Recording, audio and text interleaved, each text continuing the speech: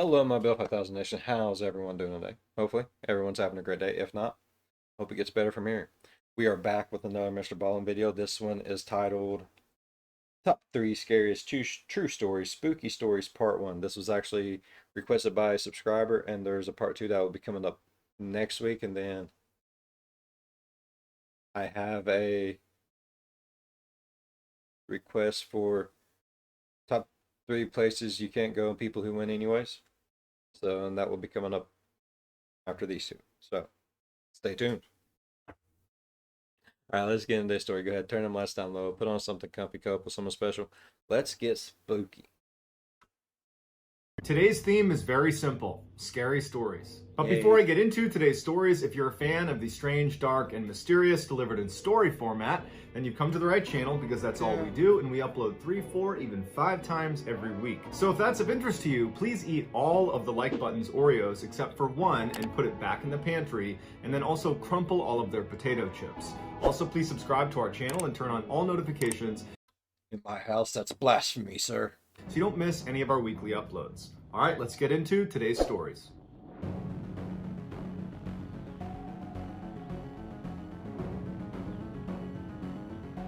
Blasphemy. Roast my tater chips. I buy someone. In 2010, an avid caver named Jeff decided to go to Madagascar to explore a natural cave shaft he had discovered years earlier. He arrived in country, he got a rental car, and he hired a guide to take him out to the area where he knew this cave was going to be. When he got out to that area, he used his notebook where he had taken notes the last time he was here, and he used that to find the opening to the cave. He paid the guide to stick around at the car while he went down and explored this cave. He assured him it was not going to be for a very long time. The shaft was approximately 50 meters deep and 1 meter across, so it's pretty narrow, and the first 20 meters of the descent are on a bit of an angle, and then the final 30 meters are down at a straight vertical drop. At the bottom of this cave was this opening where you could actually stand up and walk around, but there were no other tunnels to explore at the bottom, so you would just go down, touch the bottom, and go back up. The visibility inside of the shaft was limited because Well, that seems relatively boring. all you had was the light that was coming in, and because of how narrow the opening was, Jeff's body would obscure a lot of the sunlight coming in. So once Jeff got a few meters down into the tunnel, he would rely on his headlamp. So Jeff enters the cave and he makes his way down to the 20-meter mark. So that's where the tunnel goes from being on an angle to being straight. And he's about to make that final descent down that final 30 meters Fuck that. when he notices something like out of the that. corner of his eye. And he focuses his light on the side of the shaft, and he sees thousands of black widow spiders trying to escape the light. They're scattering all over the walls. And he looks around him and he realizes from his position down on the vertical section of the shaft is covered in black widow spiders. As much as Jeff wanted to stop right there and go right back up to the surface, he couldn't. In order to go back up this line that he was rappelling down on, he needed technical gear. And his technical gear was packed in his backpack, and it would just be totally unsafe trying to fish it out of his bag. And so he would have to descend the final 30 meters to the bottom, then take his pack off, get the gear out, and go back up. So Jeff took a deep breath, and he began his slow, awful descent into this cave filled with spiders. And periodically, as he would bump into the wall, he'd hear them scatter all over the walls, and then he saw them climbing on his sleeves, and he'd have to brush them off his sleeves. He saw them on the rope, he's trying to brush them off. He finally gets to the bottom, and he can hear the spiders on the wall just crawling all over the place. No! He takes his bag off, and it's covered in spiders. He opens it up, spiders crawl out of his bag. He carefully reaches in and pulls out his technical gear. He throws it up and he begins making his way back up. And the whole time he's just brushing spiders off of him. Once he gets to the surface, the first thing he does is he strips all of his clothing off to get all the spiders off of his clothing. He takes his bag, dumps it out, more spiders are in there. After he finally brushes all the spiders off, he redresses and gets in the car. Is the driver just sitting there watching him do all this shit like, dumbass? And you can only imagine what the guide was thinking as he's watching this guy, this foreigner, taking his clothes off after being in this cave. But luckily, he doesn't get bit. He gets in the car with the guide, and they start heading back towards the city. As they're driving, he takes his notebook out, and he scratches off the title he had given this cave from the last time he was here, which was the Crooked Tube. He scratches that out, and on top of it, he writes, "The Entrance to Hell." Yeah. It's the brood In 2006, a 14-year-old boy named Evan lived on a farm in North Carolina. This was not a typical farm with animals and crops. It was a pine tree harvestry. Pine needles are a big landscaping commodity, and Evan and his family made their living baling pine straw every year. Really?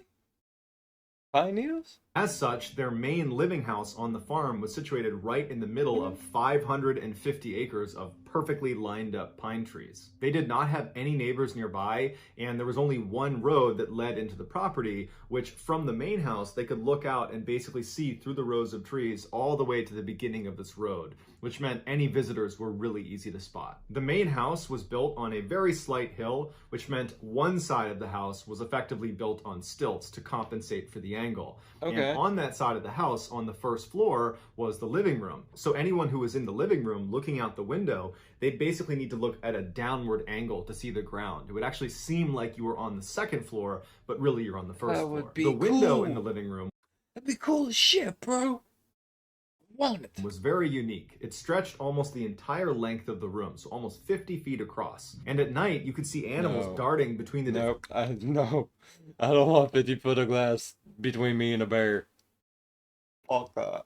It's a bulletproof glass. It's a bulletproof glass. Answer the question. from trees because you could see down the rows. And so that was pretty creepy. And then just the fact that this window is so big, if you're in the living room at night, you just felt really exposed. Yeah. So between the creepy animals running around and the level of exposure and vulnerability, people basically avoided the living room anytime they were in the house at night. That winter, Evan's cousin came to stay with him on his farm. I couldn't. I'd be that one dumb son of a bitch sitting up there going, it's looking at me. And someone would be like, get the fuck away from it. I'd be like, it's still looking at me. Well, you got to show dominance to stare back. Don't do that. It's going to come through the window. I got to. That would... And because the main house did not have any extra bedrooms, Evan and his cousin would have to sleep in the living room. There were two couches inside of the living room, one that was right underneath the 50-foot long window, and then another which was on the other side of the room against a wall that did not have a window. And so Evan would be sleeping on the couch right under the window, and his cousin would be sleeping on the other couch. The first night Evan's cousin was there, they put this big sheet up over the window, but it only blocked like 75% of the window. The two flanks of the window were still exposed, but where the couches were lined up, they were kind of blocked by this sheet. So it gave them a little bit of privacy. After goofing around for a while, the boys finally fell asleep around midnight, and then they woke up a couple hours later because they heard Evan's dogs barking way off in the pine trees. Now, Evan was used to his dogs running around the property and barking at other smaller animals, and so just them barking was not necessarily a red flag. Okay. But the barking persisted to the point where Evan's cousin got up off the couch, moved across the room to the opening of the window that was not covered by the sheet at the foot of where Evan was sleeping. Now, Evan was still laying on the couch. He was not going to get up and look out the window, so he's looking down at his cousin, kind of looking at his face to get some sort of a read on what he's seeing. And he notices his cousin has this really... I don't know about you all, but I have cousins. And we've done a lot of stupid shit. And it's true, you sit there and it's like, what the fuck are you doing? Why the fuck are you doing that? What the fuck are you doing? What the fuck are you doing? They're doing it. What's he see? What's he see? I don't know, I can't tell. Well, why can't... I don't know, his face is kind of like... What do you think it is? I don't know. You go look. I ain't looking. Don't fuck them up for life. Perplexed look on his face, like he's squinting his eyes and trying to make sense of what he's looking at. And so Evan looks at him and says, hey, what's going on? What do you see? And his cousin's like, I don't know if my mind's playing tricks on me or not, but I'm pretty sure I see people out there. At this, Evan jumps off the couch and runs over and butts up right next to his cousin so he can look out the window too. And he's scanning out amongst the rows of trees because there's just a mile of pine trees. And the first thing he notices is the moon is very bright that night. So there's good illumination, and there was a light snow covering on the ground, which really added to the illumination. He's looking out maybe 100 meters when he sees someone's leg extend from behind one of the pine trees as if they're stepping into the space between a pine tree column. No. He's staring at it, and he can't believe he's even seeing anyone walking around this area because he didn't see anybody come in on the road, and they have no neighbors. And so he's looking, and then a body follows the leg. A person walks from one row to the next. This tall, dark figure just walks calm as can be between the two pine trees. And Evan just grabs his cousin, and he's like, did you just see? Bro, you got me fucked up. No.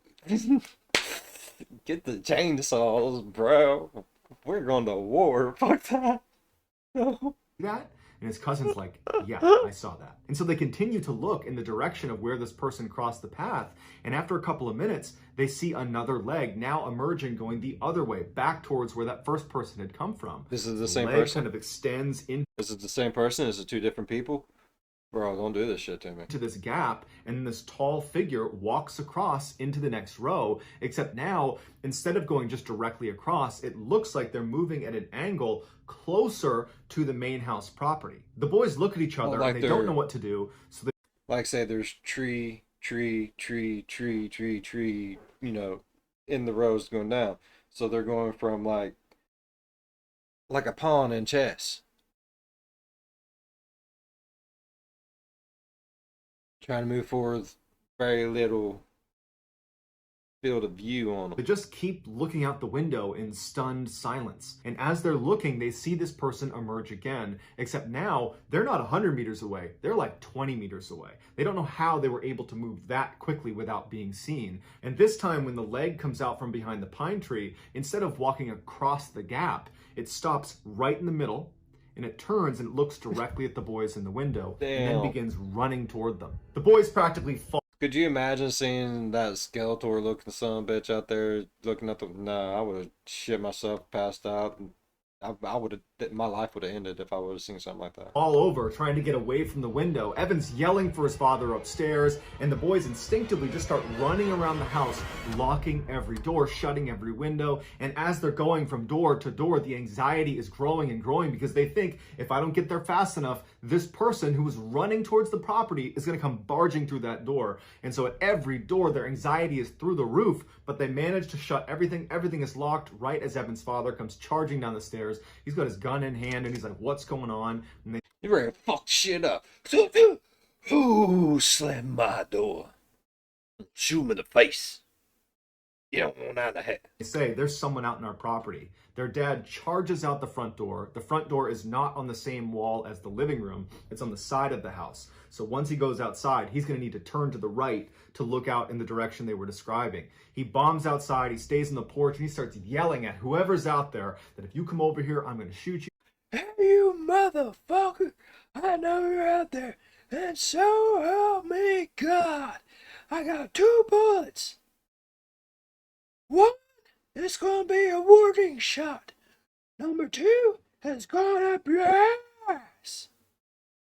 Right? Something like that. We all been there. And I got a dog. You get the F away from here, and then there's silence. And the boys are waiting, they're looking around, they're checking the window. They don't see anything. The dad comes back inside, he shut and locks the door, and he tells Evan, keep an eye out. If you see him again, you let me know. Evan would reflect on this experience later on and say, you know, we really should have called 911 at that point, but as a kid, I just understood that that's the way my family did business. We kind of took care of ourselves. And so even though there is a threat of some stranger who's running at our property, we were not going to call the cops. And so his dad effectively was telling him to be a lookout. And so Evan and his cousin, they go back into the living room and they kind of go up to the window. They're a little bit apprehensive and they're looking out. And after 5-10 minutes of looking out the window and not seeing anything, they're thinking to themselves, you know, Evan's dad's a pretty intimidating guy. Yeah. And he was just out there screaming and yelling with a gun, threatening to shoot them. So they probably got the message and they're probably gone. And so the boys got back into their couches, and it took them a while, but they did ultimately fall asleep. The next morning when... Bro, I'd be then there counting little dots on the ceiling, like, 1, 2. You sleep? No. Okay. 1. You sure? Yeah, alright. 1.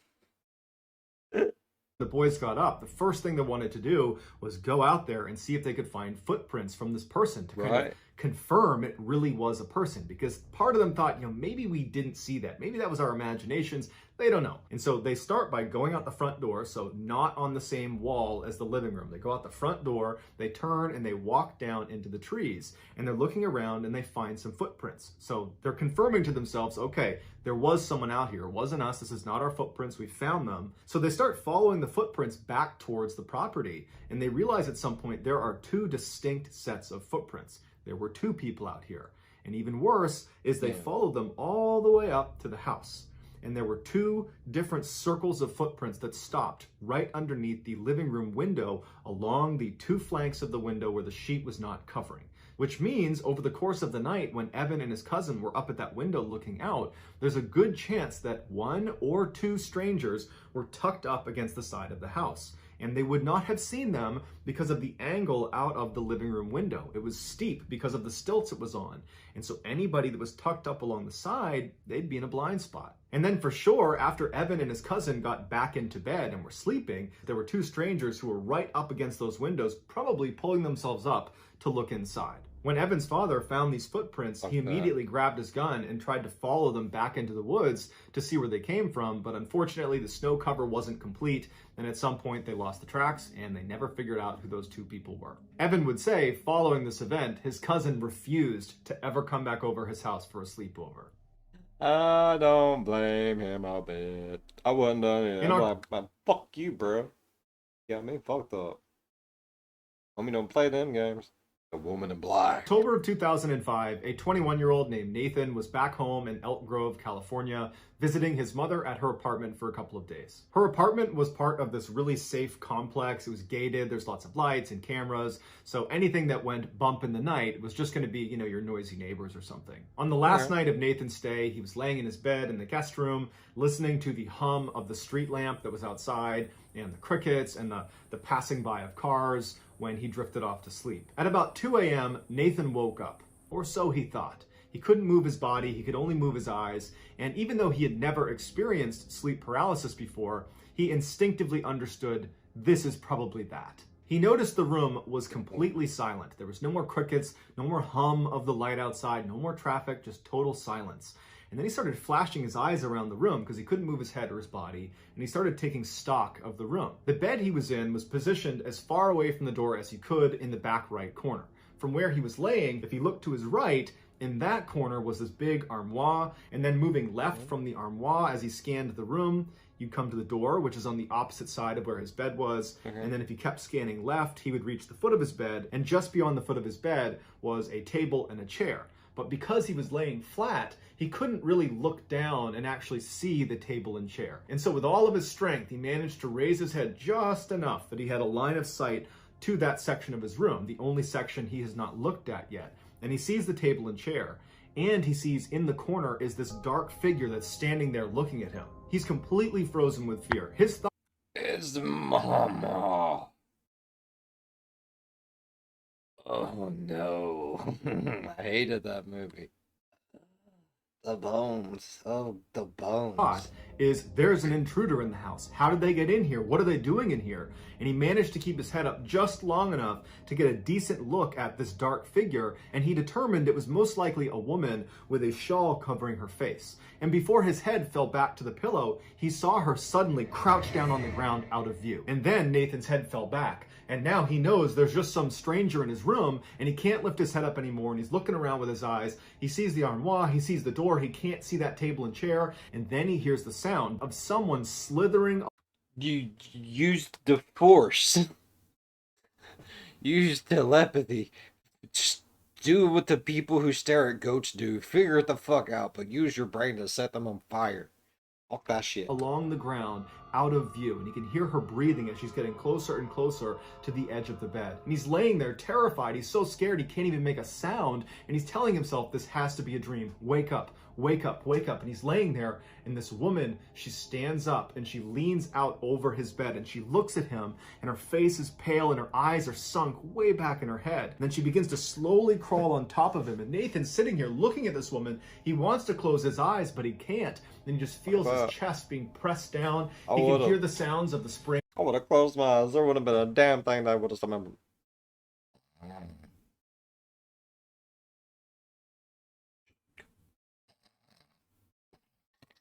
We're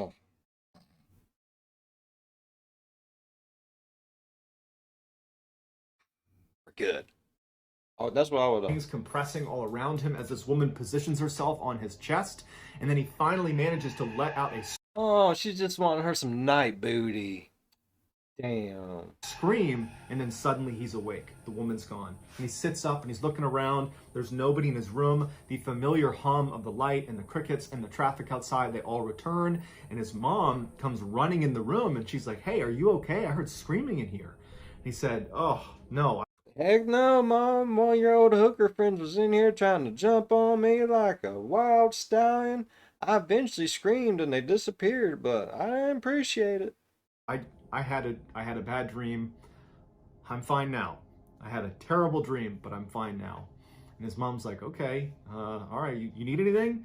And he's like, "Nope." So she comes over, she gives him a hug and a kiss. She goes back to bed, and he would go downstairs, flip on a Disney movie, actually Aladdin, and he would fall asleep with a Disney movie on and with lights on. And there was no more sleep paralysis that I would have went with a Goofy movie, but whatever, to each their own. night. The next day, Nathan got up and he headed back to his house, and he couldn't shake the experience. He had never had sleep paralysis before, but it was just so much more terrifying than he ever would have imagined. And he's just thinking to himself, I can't believe there are people that put up with this on any sort of regular basis. But, after a couple of days and getting home and not experiencing any sleep paralysis, time went on and he just kind of forgot about it. A few months later, in March of 2006, Nathan is at this big family party in Chico, California, big outdoor barbecue, all of his family's there, and at some point his sister shows up. His sister was not supposed to be attending this. I have a question. Can anyone get sleep paralysis? Is it hereditary? Is it something that just happens? What is sleep paralysis exactly? Like, I know, like, you're awake, but you're not awake. Like, but I don't want sleep paralysis. That really pissed me off.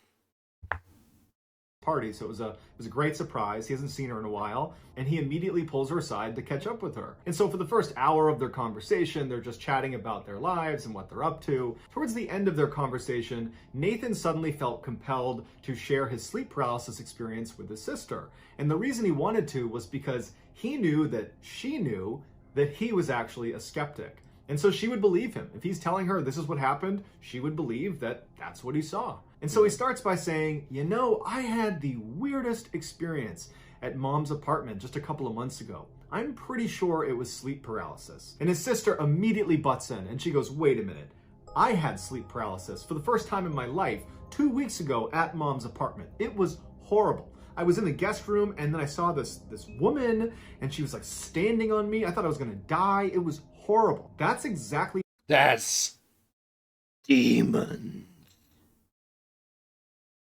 I don't think that's sleep paralysis, but what happened to me. I was laying in the guest room and I couldn't move, and then I saw a woman in the corner and she stood on my chest. They proceeded to go over all the details of each of their stories, and they discovered that they had had almost the exact same experience. And at the end of it, they wanted to have a rational explanation for how they both could just somehow have their only sleep paralysis experience in the same room in roughly the same timeline and experience the exact same events. They were trying to, come up with a rational explanation for that, but it was just too much of a coincidence. But ultimately, neither of them were really prepared to start discussing what else it could be.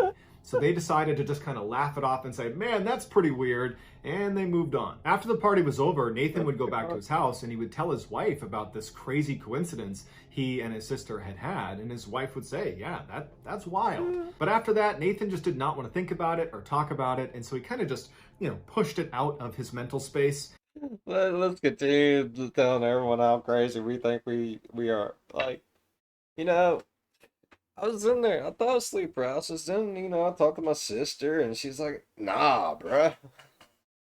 I think there's a demon living in my butt somewhere. Like, I don't know how to feel about it." And did forget about it. He moved on. 5 months later, in August of 2006, Nathan's mom would move out of that apartment building, and she would move into a 2-story house still in Elk Grove, California. Shortly after she moved in, she asked Nathan if he would come spend a couple nights with her, and Nathan said sure. In order to better understand what happens to Nathan, I got you. Like, new place, new people, new surrounding, new house, new bumps in the night.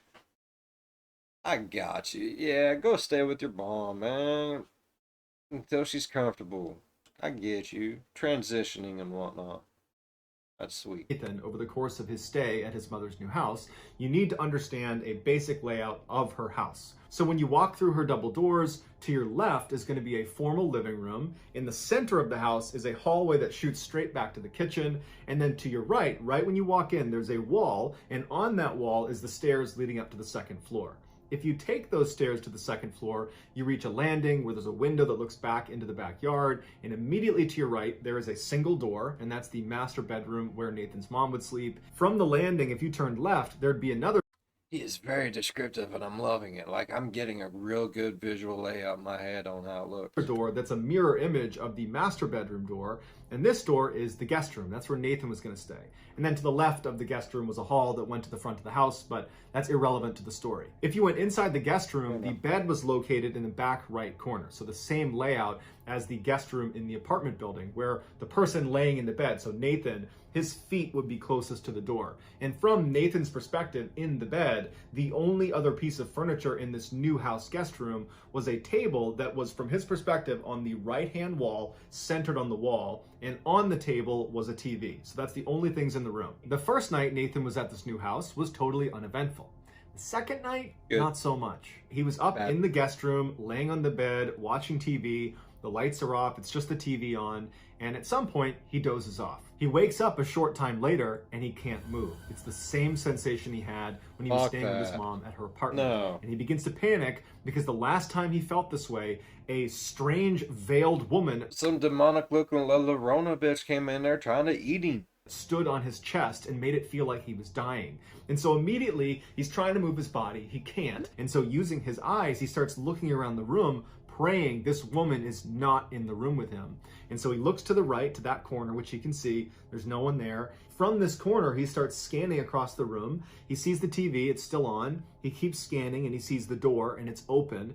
And then he scans and he's able to just barely make out the space at the foot of the bed. He can actually see to the corner, and this woman, she's not in here. And so initially he feels incredibly relieved that she's not in the room with him. But then he finds himself focused. That's like, woo, damn, bro, I'm relieved she's not in there. Shit. Bitch plays dirty. On the open door into the dark hallway. And he's thinking to himself, please, please do not come walking through that door. And so he stares at the open door, just hoping he breaks out of the sleep paralysis, when he notices something about the TV. It's flickering. And so he averts his gaze to the TV, and he realizes what he's looking at on TV does not look familiar. It does not look like a TV show. It looks like CCTV camera footage. Like, it looks like a security camera footage. And he realizes the footage he's looking at is the inside of his mother's kitchen downstairs. He recognized the way it was laid out. That's his mother's house. That's downstairs. And he's staring at the footage thinking, why is this footage playing on the TV? Why and is I don't there think footage? There's a camera down there, when he notices on the camera. I was gonna say, why is there even fucking footage? Is this what's on the camera? Oh, please tell me this ain't what all I'm gonna be traumatized for that. The woman with the veil walks into the middle of the frame, and she looks up at the camera right as the camera turns off, and then the room is completely dark. There's no more ambient light in the room. But is there a camera there? The hallway is dark, and he's left paralyzed, knowing this woman is downstairs in the kitchen. And as she's seeing you through this imaginary camera that's not in your mommy's house, that's playing on this weird ass monitor that's in your room, that, you know, whatever. She knows you. She knows you know. She knows you know she knows. And she's on her way to kill you. As he's laying there, he hears her start running through the house. And it sounds like an animal is barreling into things as she's running through the bottom floor. And she stops at the foot of the stairs. And he's thinking to himself, I know where she's going. She's coming up to my room. And so as he's laying there, he feels his heart racing and he's staring at the open door. He knows she's going to come flying up those stairs and she's going to come through that door. And instead of... See, I'm that motherfucker. I'll be sitting there like, I will fuck you up. I swear. I don't care. I don't care if I got blick a blick. I will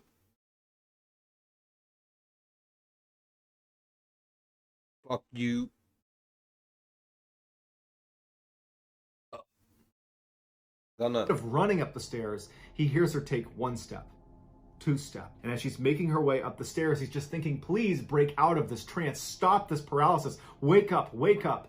and then he sees her head emerge, and she turns to look at him from the stairs into the room. And once she sees it's him, she bolts around and starts charging into the room on all fours like an animal. At this point, Nathan lets out a primal scream. He is scared for his life as this woman is charging towards him, and she stops dead in her tracks right in the middle of the room. She looks at him, turns around, and crashes out of the room, charges downstairs, and then it's silent. As soon as she was downstairs, Nathan could sit up. Except it did not feel like the first time he had sleep paralysis at his mom's apartment, when he sat up and he had the sensation of relief. You've woken up. You were asleep before. Now you're awake. This time, it was like more fucked upness. He was always awake, but now he can sit up. He did not have a sense of relief. In fact, he was worried she was still in the house. And as he's sitting up in bed, his mother comes running into the room. She looks disheveled. She's half asleep. And she's like, was that you? Were you running around the house? I could have sworn I heard someone running around the house. Was that you? Nathan's looking at her and he can't even process what he's been through, whether that was real, whether it was a dream. And he's trying to find the words to describe to his mom the dream he had, but like he can't process what's happening. And he just says, Mom, we have to check the house. We have to make sure no one's in the house. And so the two of them flip on every light upstairs. They're not even talking. At this point, it's survival mode. They turn on all the lights upstairs, and Nathan leads the way down. They're flicking on all the lights, and they manage to search the whole house, and there's no sign of a break-in. There's no one in their house. After the coast was clear and they felt like they were not in immediate danger, they went into the kitchen to kind of talk about what just happened. And so Nathan's like, okay, Mom, I just got to tell you everything that I'm thinking right now. I can't really process what just happened. I think it was a bad dream, but I'm starting. Look, I am fucked up. 7 ways from Sunday right now. I don't even know what is going on. But you have some crazy ass hooker hoe that is just following you everywhere trying to eat my butthole while I sleep, and I ain't having it no more. Starting to think that it could be something else, or I'm just losing my mind. So a few months ago, I was sleeping in your guest room in your apartment, and I had an experience that I'm almost positive was sleep paralysis. You know, I was laying there, I couldn't move, and this figure was in the room, and they were standing on me. It was terrifying, but it sounded an awful lot like sleep paralysis. But then a couple months after that, I talked to my sister, and I told her about it, and she told me that very recently, right before you moved into this house actually, she was in that room, and she also had basically the exact same experience. She had never had sleep paralysis before. I had never had sleep paralysis before. So we've basically had the exact same horrifying experience in the same room around the same time. And then just now, tonight, that's not normal. I had another sleep paralysis experience with the same woman who's running around the house, and you just said you heard her running around the house. His mom looked really concerned, but she wasn't shocked. She says to Nathan, I have seen this woman. I saw her in my apartment. Then why the fuck was you? Why? Yeah, don't play dumb with me, Mama. Way long time ago, but I remember what you're describing. That's the experience I had. This woman, you know, showed up in the room and she stood on me, and it scared the heck out of me. But I didn't tell anyone because I thought it was sleep paralysis. And so Nathan and his mom proceeded to spend the next several hours just talking through what this could be. How could they, all three of them, you know, him, his mom, and his sister, how could all of them have had the exact same experience? And how could tonight, when Nathan had this experience, how could his mom have heard those footsteps if that was indeed sleep paralysis? Because it wasn't Nathan, he was in the bedroom. And it wasn't his mom, she was in her bedroom. And she didn't have any pets, so who could it be? Nathan says he and his family are still totally rattled by this experience, and they don't have an answer. And this is a family of... Did she, like, get anything from, like, a friend who might have passed away? Did she go to, like, a flea market, yard sale, and get anything? We just watched one with the fucking Dibba box in it, bro. Like, you don't know. You don't know. You don't know. Skeptics. So they're not looking for a reason to call this paranormal. They simply don't have the answers. Nathan has said that he, his mom, and his sister have not had any further experiences with the woman in black ever since that last experience Nathan had, and they're just hoping it stays that way. So that's going to do it, guys. If you found the secret and... Right. Fingers crossed. Cross them toes, too, bro. Fuck that. I don't like that. I don't like that at all. I don't want no crazy old hooker lady coming in there trying to eat my butt while I sleep. Like, sorry, mama, I am not visiting you no more. You need to get new friends. I really enjoyed today's video. Thank you for the suggestion. Thank you so much. Oh, it's great. It's great. And like I said, part two will be coming out, and then I have three places people shouldn't go and win anyways. That is requested. That will be coming out after that. So stay tuned. A lot of craziness ahead. Alright, I really enjoyed today's video. If you guys enjoyed today's video, please go down there and leave a thumbs up. If you're a fan of the spooky, scary, strange, deranged, think about subscribing. As always, good on one another. I'll see you in the next one. Bye bye. Nope. I wouldn't be dealing with the crazy old hooker ladies. I wouldn't be dealing with none of it. None of it. None of it. None of it.